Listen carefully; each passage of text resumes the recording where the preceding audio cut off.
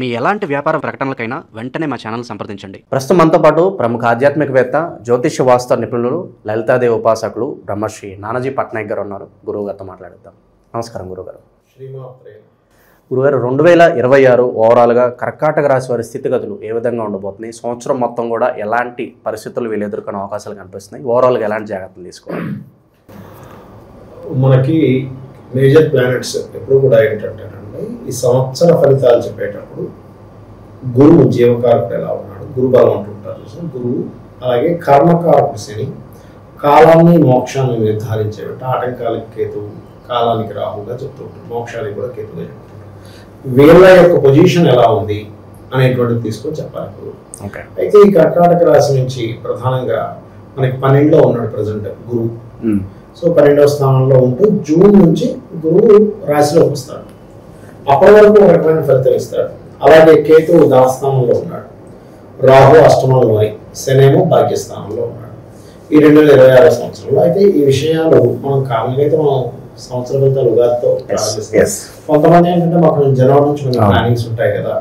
ఎందుకంటే ఎప్పుడు కూడా అండి, దేనికి బలం ఉంది, దేనికి బలం లేదు, ఏ విషయం ఇప్పుడు చేస్తే మంచిది కాదు అని కాలం నిర్ధారిస్తూ ఉంటుంది. ఆ రకంగా కాల సంబంధంగా ఎలా ఉందని చూసుకునేది ఈ ప్రొడిక్షన్స్ అండి. అయితే ఈ యొక్క అంశాలు చెప్తుంది నేనైనప్పటికీ కూడా చెప్పిస్తుంది సాక్షాత్ లలితామ్మవారిగా భావిస్తూ తెలుసుకుంటే కనుక, కర్కాటకం వారికి జీవుని అంటే గురువుని కనుక తీసుకుంటే, గురువు 12లో ఉన్నాడు.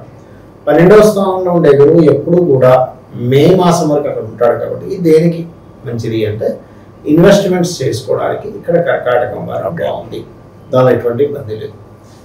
అయితే ఇన్వెస్ట్మెంట్స్ ఒకటైనా అంటే విదేశాలకు వెళ్ళడానికి కూడా, హైయర్ ఎడ్యుకేషన్ పర్పస్లో విదేశానికి వెళ్తుంటారు. ఎందుకంటే ఒక ప్లానెట్, ఆ ప్లానెట్ ఎక్కడుంది, అది ఏ దానికి బాగుంటుంది. ఇక్కడ భాగ్యాధిపతి 6th and 11th lord, 6th and 9th lord.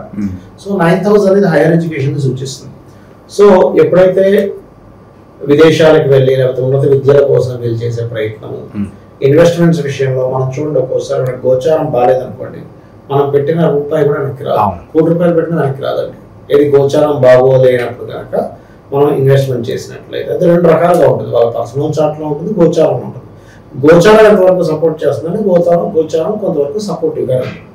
ఇక ఈ గురువు మీకు పర్టికులర్గా మే దాటిన తర్వాత జూన్ నుంచి గురువు రాశిలోకి వస్తాడు. వచ్చినప్పటి నుంచి వీళ్ళకి ఏ విషయంలో బాగుంటుంది అంటే, ఒకటి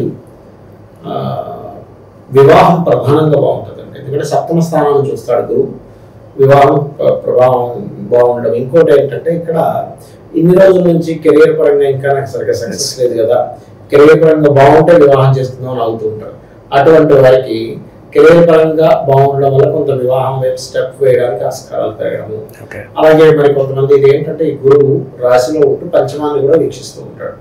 ఎప్పుడైతే పంచమాన్ని వీక్షిస్తుంటాడో ఇక్కడ ఇచ్చేటువంటి రిజల్ట్స్ ఏమిటి పర్ఫెక్ట్గా అని చెప్పి చూసుకున్నట్లయితే, కొంతమందికి సంతాన సంబంధించిన విషయంలో ఇబ్బందులు ఉంటాయి. అలాంటప్పుడు IVFలు, IUIలు ఇలాగా రకరకాల పద్ధతులు ఉన్నాయి మనకి. అలా ఎగ్ డొనేషన్, ఎగ్ని తీసుకెళ్ళి ఇంకో దాంట్లో పెట్టి చేస్తూ ఉంటారు కదా.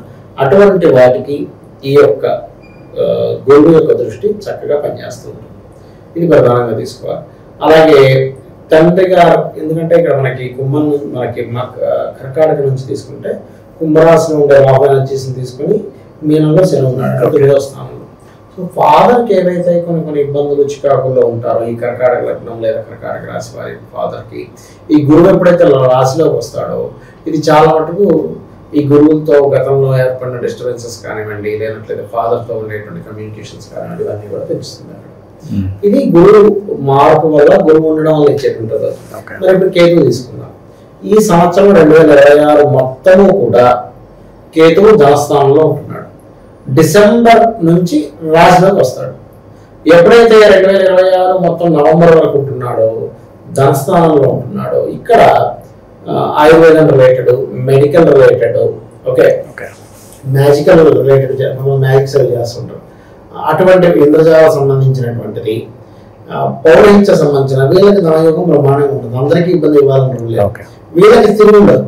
కానీ ఇవి కాకుండా వేరే ఉంటాయి. ఇప్పుడు మళ్ళీ ఏ కూడా బాగా ఉంటుంది, మనకి ఆర్టిఫిషియల్ ఇంటెలిజెన్స్ బాగా ఉంటుంది. అయితే ఇక్కడ ఇవి కాకుండా వేరే వాళ్ళకి మాత్రం ఫైనాన్షియల్గా కొంత స్ట్రక్ ఉంటుంది. ఈ ఫీల్డ్స్లో ఇక్కడ ఎలా ఉంటుందంటారండి, నువ్వు ఏ ఫీల్డ్లో ఉన్నావు అనేది మోస్ట్ ఇంపార్టెంట్. అయితే రెండవ స్థానం అనేది మెడికల్ స్థానం కదా, సో మీరు పర్లేదు. కాకపోతే ఏదైనా ఓవరాల్గా కర్కాటకం వారికి ఎప్పుడైతే రెండవ స్థానంలో కేతు సంచారం జరుగుతుందో ఇది మనీ ఎవరికి ఇవ్వద్దు అనే ఒక సూచన ఇస్తుంది ఇక్కడ. అంటే నువ్వు డబ్బులు ఎవరికైనా ఇస్తే అది స్ట్రక్ అవుతుంది.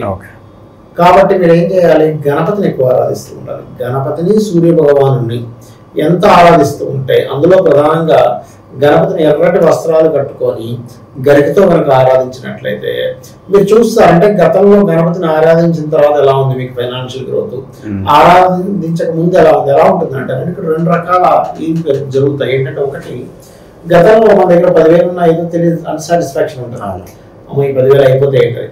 కానీ గణపతిని ఆరాధిస్తూ ఉంటే ఇక్కడ కలిగే మూల ఫలితం ఏంటంటే 10 రూపాయలు ఉన్నది ఏం కాదు, 10 రూపాయలు ఉన్నగా చాలే అంటే తెలియకుండా 10,000 రాని ధైర్యం 10 రూపాయలతో వస్తుంది. అలాగే మీకు ఆగిపోయిన మనీ ఏదైతే ఉందో అవి వెనక్కి కాస్త రావడం, స్ట్రక్ అయిపోతున్నాయి ఏంటిది అనుకున్నా కాస్త వెనక్కి రావడం లాంటివి కూడా జరుగుతూ ఉంటాయి. కొంచెం ఫైనాన్షియల్ గ్రోత్ కూడా డెవలప్ చేసుకోవడం వల్ల. అలాగే కర్కాటకం వారికి అష్టమ రాహు కూడా ఉన్నాడండి ఈ సంవత్సరం 2026 నవంబర్ వరకు కూడా. ఎప్పుడైతే అష్టమ రాహు ఉంటాడో ఇది ప్రధానంగా చూపించేది ఏంటంటే వర్షాకాలాలు లేదా నీటి ప్రదేశాలకు వెళ్ళినప్పుడు లేదా ఏదైనా బావుల్లో దిగేటప్పుడు ముఖ్యంగా నీటికి సంబంధించినటువంటి సాహసోపేతమైనటువంటి విషయాల్లో చాలా జాగ్రత్తగా ఉండాలి. అలాగే కొంచెం తాతగారి ఆస్తికి సంబంధించిన విషయంలో తొందరపాటు నిర్ణయాలు పనికి రావు అనేటువంటిది అష్టమ స్థానంలో ఉండేటువంటి రాహు చూపిస్తున్నాడు. ఇక ఈ గురువు ఎప్పుడైతే మనకి మీన రాశిలో ఉన్నాడో, ఈ కేతు ఎప్పుడు రెండో స్థానంలో ఉన్నాడో, ఇది చెప్పాలంటే కొంతవరకు చిన్న చిన్న మిస్కమ్యూనికేషన్స్ వచ్చినా మళ్ళీ సెట్ అయిపోతుంది, దానికే ప్రాబ్లం లేదు. అలాగే ఈ గురువు ఎప్పుడైతే మనకి ఈ కర్కాటకం వారి 12వ స్థానంలో ఉంటాడు, ఇక్కడ ఇచ్చే రిజల్ట్ ఏంటంటే ప్రాపర్టీ యోగాన్ని ఇస్తున్నాడు. అంటే ఎప్పటి నుంచో ప్రాపర్టీ కొనుక్కోవాలి, దానికి లోన్స్ రావట్లేదు, లేదా ఏదైనా ఒక ఎడ్యుకేషన్ చేయాలి, అందులో ముఖ్యంగా లా రిలేటెడ్ ఎడ్యుకేషన్. ఎందుకంటే తులారాశి అనేటువంటిది లా, ఈ కర్కాటకం వారికి 4వ స్థానం తులవుతుంది. దానికి గురువు ఎప్పుడైతే దృష్టి ఉందో, గురువు ఏంటంటే ధర్మానికి కారకుడు, అది కూడా శనితో కూడుకున్నటువంటి గురువు.